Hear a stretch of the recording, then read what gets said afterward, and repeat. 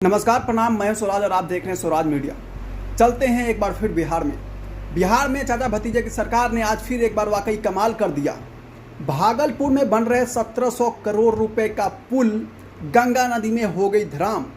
ये चाचा भतीजे के चल रही बिहार सरकार का प्रोपगेंडा है, जहां पर 1700 करोड़ रुपए यानी गरीबों के हक के पैसे, गरीबों के टैक्स के पैसे से बन रहे पुल। अभी पुल पे परिचालन शुरू भी नहीं हुआ था कि पुल गंगा नदी में जाकर धराम से समा गई। ये बिहार का तरक्की है और बिहार का भ्रष्टाचार। जानकर परेशान और चौंकिएगा मत, क्योंकि ये बिहार है और यहाँ पे सब कुछ मुमकिन है। अगर कोई आईएएस आईपीएस बन सकता है तो गंगा नदी के ऊपर बने पुल भी ताश के पत्तों की तरह गंगा नदी में सिमट सकते हैं। यही हुआ भागलपुर बिहार में 1700 करोड़ रुपए के बन रहे पुल अभी परिचालन शुरू होने से पहले ही गंगा नदी में ताश की पत्तों की तरह सिमट गया है।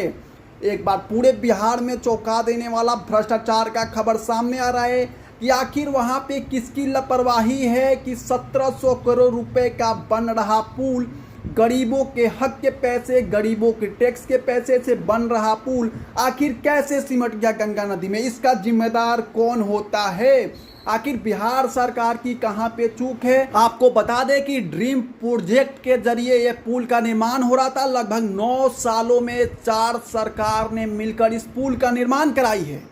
और ये पुल को देखा जाए तो महज स्टार्टिंग और परिचालन शुरू होने से पहले ही पुल गंगा नदी में सिमट गया। सोचो, 9 साल की सरकार रही है। बता दें कि 4 पार्टियों की सरकार रह चुकी है बिहार में और अब तक ये पुल कंप्लीट नहीं हुआ है। इस पुल का 2014 से स्टार्टिंग और कार्य प्रगति पे था। सोचिए एक बार कि किस तरीके से चल रही बिहार सरकार, जहां पर 9 सालों में 4 सरकारों ने मिलकर इस पुल का निर्माण नहीं कर पाई। महज 10 सेकेंड में पुल गंगा नदी में सिमट गया।